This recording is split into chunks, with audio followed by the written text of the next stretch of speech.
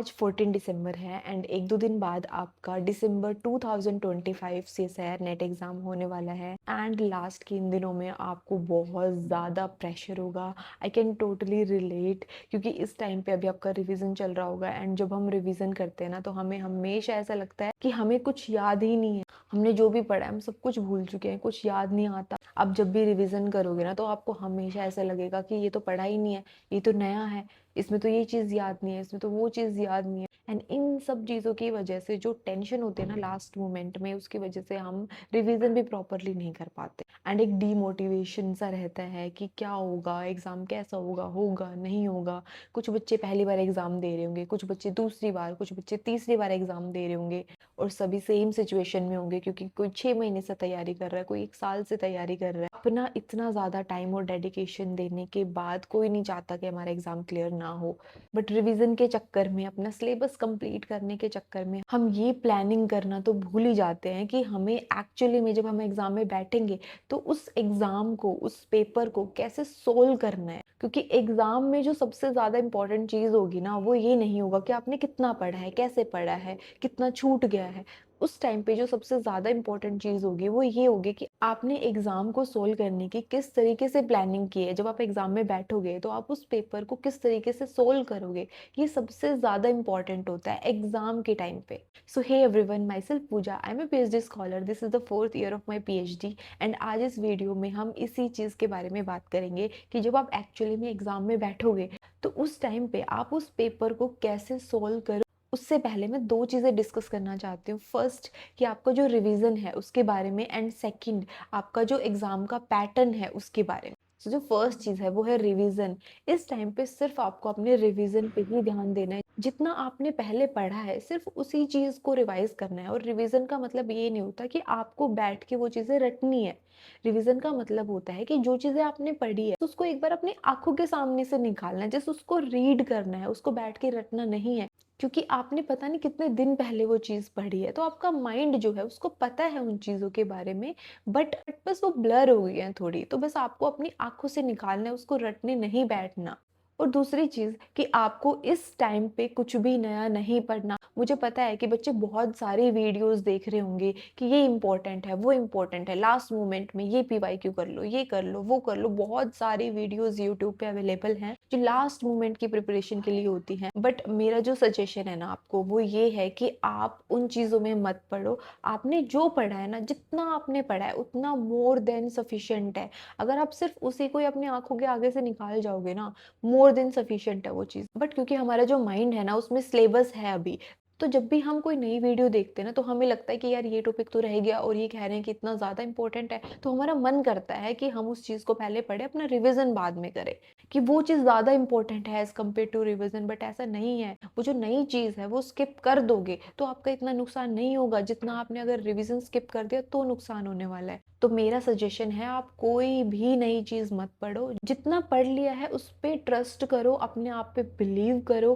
कि जो आपने पढ़ा है वो मोर देन सफिशिएंट है, उससे बाहर कुछ नहीं आएगा। जस्ट उस चीज़ को रिवाइज करो, अपने ऊपर ट्रस्ट करो एंड एग्ज़ाम देने चले जाओ। होगा नहीं होगा वो बाद की बात है, लेकिन खुद पे भरोसा करो। जो आपने पढ़ा है वो बेस्ट पढ़ा है।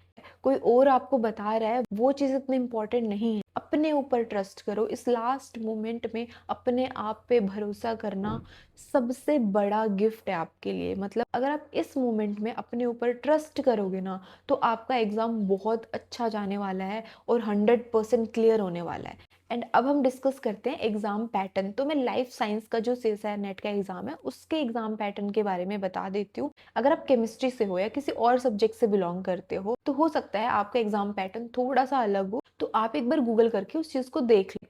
सो जो सीएसआईआर यूजीसी नेट एग्ज़ाम है वो सीबीटी मोड पे होगा, 3 आवर्स के लिए होगा। आपका जो टोटल एग्ज़ाम है वो 200 मार्क्स का एग्ज़ाम है। इस एग्ज़ाम में आपके 3 पार्ट्स होंगे, part A, part B, part C. जो पार्ट ए है आपका वो जनरल एप्टीट्यूड का है, उसमें 20 क्वेश्चन आएंगे, आपको 15 अटेम्प्ट करने होते हैं। जो पार्ट बी है आपका वो सब्जेक्ट स्पेसिफिक होगा, उसमें 50 क्वेश्चन आएंगे, आपको 35 अटेम्प्ट करने हैं। एंड जो पार्ट सी है आपका वो भी सब्जेक्ट स्पेसिफिक है, उसमें 75 क्वेश्चन आते हैं, आपको 25 ही अटेम्प्ट करने। इसके अलावा आपका जो पार्ट ए है, पार्ट बी है, उसमें जो क्वेश्चन है, ईच क्वेश्चन आपका 2 मार्क्स का है एंड जो पार्ट सी है उसमें ईच क्वेश्चन आपका 4 मार्क्स का है और सारे ही पार्ट्स में 25% आपके नेगेटिव मार्किंग है। अब हम डिस्कस करते हैं कुछ रूल्स के बारे में कि जब आप एग्जाम में बैठोगे तो उस एग्जाम को किस तरीके से आपको सॉल्व करना है। तो जो फर्स्ट रूल है वो है कि आप किस सीरीज में एग्जाम को सॉल्व करोगे, क्योंकि आपके पास 3 parts, part A, B and C, तो कौन सा पार्ट आपको सबसे पहले सॉल्व करना है।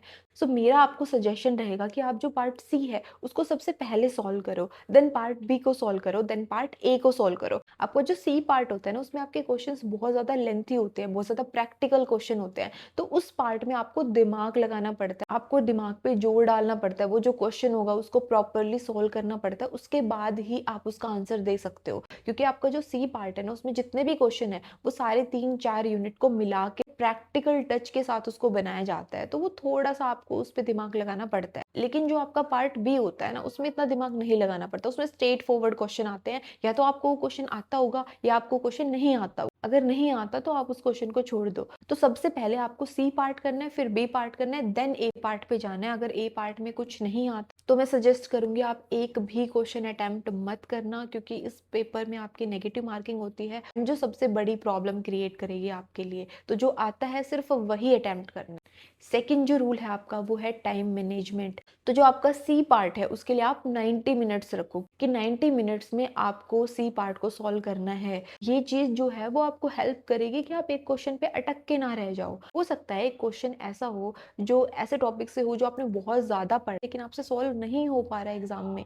जरूरी नहीं है कि आपने जो चीज पढ़े उसको आप सॉल्व भी कर पाओ एग्जाम में, तो उस चीज पे अटक के नहीं रहना। उसको देखना है, नहीं आ रहा तो 1-2 मिनट में उसको छोड़ देना, आगे बढ़ना है, आपको और भी चीजें देखनी है। और सी पार्ट में 75 क्वेश्चन आते हैं, तो एक क्वेश्चन को अगर आप 1 मिनट भी दोगे ना पढ़ने के लिए तब भी आपके 75 मिनट्स तो जाने ही है। तो आपको रीड करना अगर आता है तो सोचना है उसके बारे में, नहीं तो उसको छोड़ देना। आपके पास बहुत ऑप्शन है सी पार्ट में, आपको सिर्फ 25 क्वेश्चन ही अटेम्प्ट करने हैं, 75 अटेम्प्ट नहीं करने। तो आपके पास ऑप्शन बहुत सारे हैं, जस्ट आपको अपना टाइम मैनेज करना है। सबसे बड़ा जो CSIR के एग्जाम में टास्क है ना वो टाइम मैनेजमेंट का ही। तो आप सी पार्ट को 90 मिनट्स दो, 90 मिनट के बाद 1 मिनट भी मत दो उसको, 90 मिनट के बाद उसको छोड़ दो और डायरेक्ट बी पार्ट में चले जाओ। उसके बाद आप अपना जो बी पार्ट है उसको 50 मिनट दो, हर क्वेश्चन को 1 मिनट दो।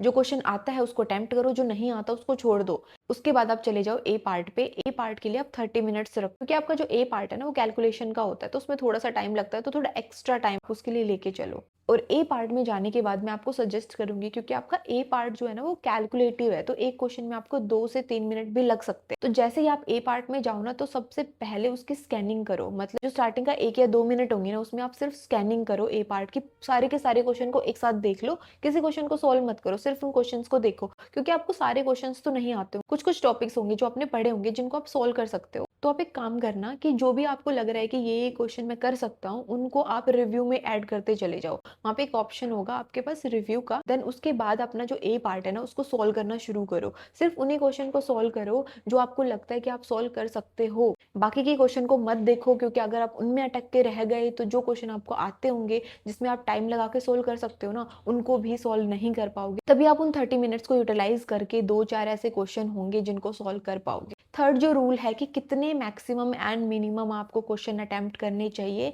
ताकि आपका जो एग्जाम है वो एक अच्छे स्कोर से क्लियर हो जाए। सो जो आपका ए पार्ट है उसमें मिनिमम आपको 5 एंड मैक्सिमम 15 क्वेश्चन अटेम्प्ट करने चाहिए। आपका जो बी पार्ट है उसमें मिनिमम 15 to 20 क्वेश्चन आपको अटेम्प्ट करने चाहिए और मैक्सिमम 35। और जो आपका सी पार्ट है उसमें मिनिमम 18 क्वेश्चन अटेम्प्ट करनी चाहिए, मैक्सिमम 25। इन तीनों में जो सबसे ज्यादा क्वेश्चन आपको अटेम्प्ट करने चाहिए वो सी पार्ट के करने हैं आपको, क्योंकि उसमें आपका एक क्वेश्चन 4 नंबर का आता है, तो वो सबसे ज्यादा इंपॉर्टेंट है। कोशिश करना आपका जो सी पार्ट है उसमें 75 में से आपको मिनिमम 18 क्वेश्चन तो आप अटेम्प्ट करो ही करो। उसके बाद जो नेक्स्ट रूल है वो ये है कि कुछ क्वेश्चंस ऐसे होते हैं जो आपको आते हैं बट आप सॉल्व नहीं कर पा रहे, उन क्वेश्चन को आप सॉल्व कर सकते हो ऑप्शंस के थ्रू, मतलब आप ऑप्शंस को एलिमिनेट करते हुए राइट आंसर तक पहुंचो। नेक्स्ट जो रूल है वो ये है कि कुछ क्वेश्चन ऐसे होते हैं जिन कुछ स्पेसिफिक वर्ड्स जो है ना वो मेंशन होते हैं, जैसे नॉट, इनकरेक्ट, ऑलवेज, नेवर। तो ऐसे क्वेश्चन को बहुत ध्यान से पढ़ना है। कई बार वहाँ पे इनकरेक्ट लिखा होता है, हम करेक्ट चूज़ कर लेते हैं, कई बार करेक्ट लिखा होता है, हम इनकरेक्ट चूज़ कर लेते हैं। इसलिए आपको इन क्वेश्चंस को बहुत अच्छे से पढ़ना है। नेक्स्ट जो रूल है वो है आर्ट ऑफ स्किपिंग, मतलब आपको क्वेश्चंस को ईगो पे नहीं लेना है। जो टॉपिक आपने बहुत अच्छे से पढ़ा है, ज़रूरी नहीं है उसका आप हर क्वेश्चन सॉल्व कर सको। तो आपको ये आर्ट जो है स्किप करने की, वो सीखनी पड़ेगी। कि आपने कितने भी अच्छे से पढ़ा हो, लेकिन उसके बाद भी अगर नहीं सॉल्व हो रहा है, 1-2 मिनट के बाद आप उस क्वेश्चन को छोड़ दो। एंड जो लास्ट एंड फाइनल रूल है कि आपको प्रेशर नहीं लेना, बिल्कुल भी स्ट्रेस नहीं लेना। एक ठंडे दिमाग से आपको एग्जाम में बैठना है। होगा नहीं होगा वो बाद की बात है, लेकिन उस मोमेंट पे आपको अपने आप को बहुत काम एंड कूल रखना है, ताकि आप बहुत अच्छे से अपना दिमाग का यूज़ कर सको, वो जो पेपर है आपका उसको सॉल्व कर सको। अगर आपने स्ट्रेस ले लिया ना, तो जो चीज़ें आपको आती हैं वो भी आप भूल जाओगे, और आपका जो एग्ज़ाम है वो तो वैसे भी बेकार होने वाला है। तो सबसे पहली चीज़ तो यही है कि आपको बिल्कुल स्ट्रेस नहीं लेना, अपने आप पे भरोसा रखना है कि आपने जो पढ़ा है, जितना पढ़ा है, बेस्ट पढ़ा है, उससे बाहर एग्ज़ाम आने वाला ही नहीं है। So this is it for this video. I hope कि मैंने जो भी चीज़ें समझाई हैं वो आपको बहुत अच्छे से समझ आई, एंड आप हर उस चीज़ का यूज़ करोगे अपने एग्ज़ाम में, ताकि वो आपका फर्स्ट सेकंड जो भी आपका अटैम्प्ट है उसमें क्लियर हो जाए। So all the very best from my side. And if you like this video, अगर आपको इस वीडियो से कोई भी हेल्प हो रही है, so please like, share and subscribe to my YouTube channel. Thank you so much. Bye.